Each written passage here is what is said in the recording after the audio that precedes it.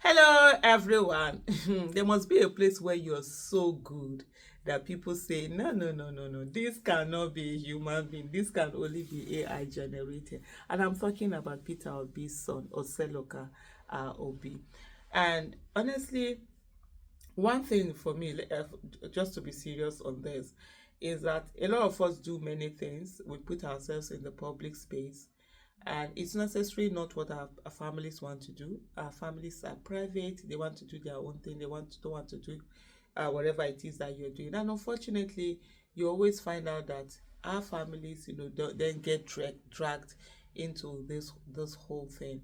And I think sometimes the people, the family members who are involved, they get to a place where they're tired, they're angry. They're like, please, enough is enough.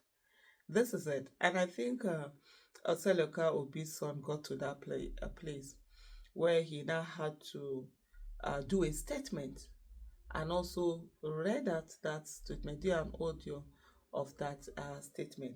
Now we have the people who had put out these falsehoods and everything, trying to say that he's gay, he's this, he's that, he's whatever, bringing all sorts of things. Say that's not true. He works; those are not factual. He works with, you know, he's an actor who does a lot of movie roles and whatever. For me, what's even your business with anybody? Your own children, do you know what they are? You yourself, what are you? That's for me the thing. I always believe in this, like, what is people's business is people's business. I don't care about your sexuality the way you shouldn't care about mine.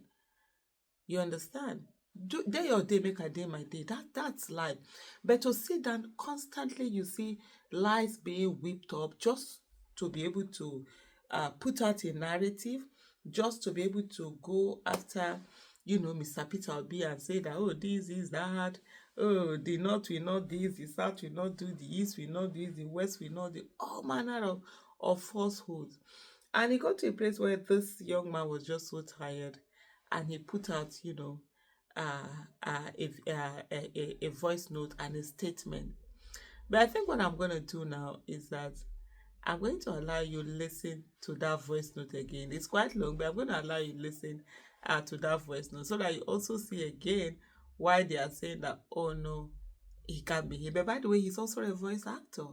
And so this is one thing that people don't get to know. And sometimes certain things happen in a way. Mr. Peter Obi is that kind of person that when you do something bad to him to bring him down, he has a way of propelling him and elevating him to a place where you didn't even imagine.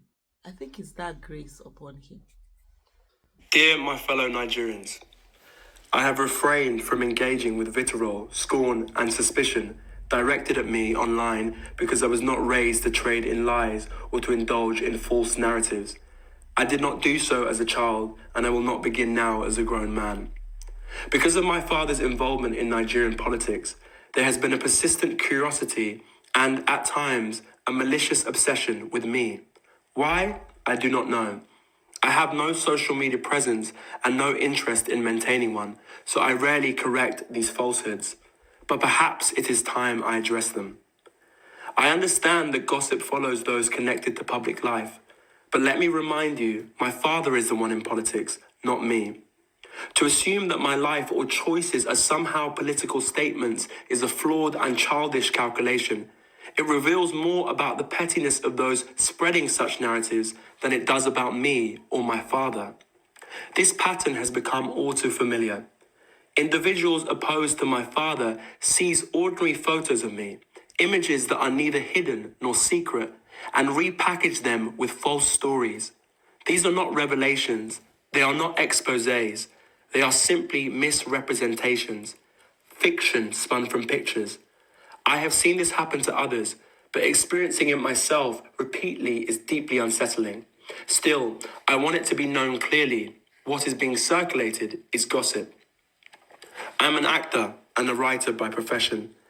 Many are surprised, given the businessman, entrepreneur, and economist my father is.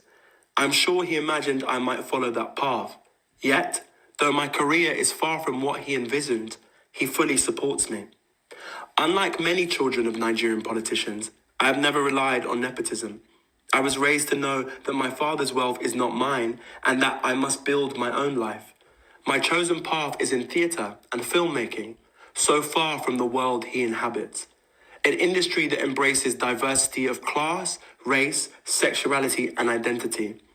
I portray characters vastly different from myself. Yet some online use these roles against me and my father, presenting fiction as fact. I trust any rational person can see how absurd this is.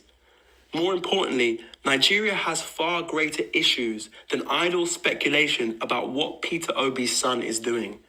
Our nation still struggles with insecurity, a weakened economy, crumbling infrastructure, failing healthcare, and politicians who steal from the people they swore to serve.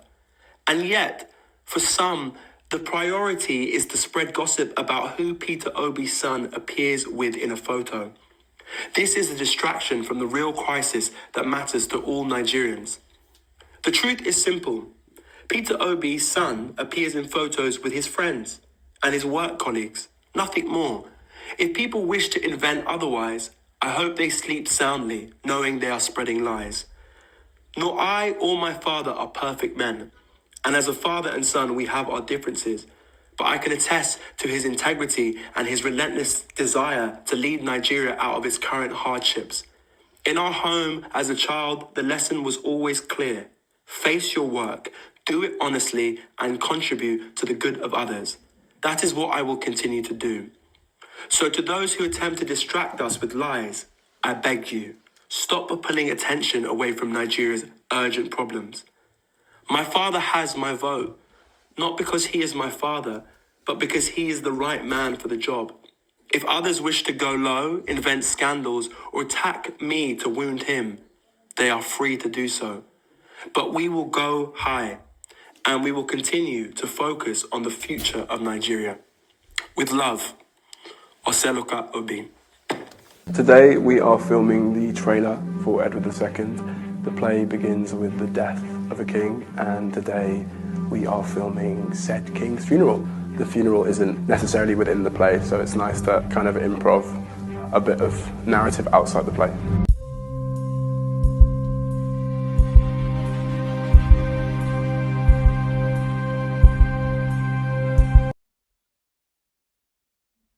So the first part you saw was his audio. Then I put out a video of something that he had done a long time ago, because people were just saying that that voice is AI generated, and then you could see him in something that in a film that he was working on.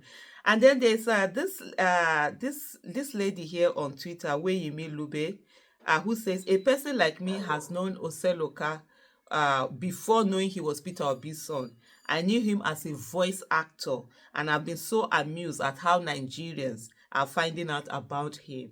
He voiced the book of This Our Country on Audible. The whole fiasco occurred. Isn't even what my that occurred isn't even what my time of the day. And then they've even gone on to bring out, I think, some materials that he had worked on.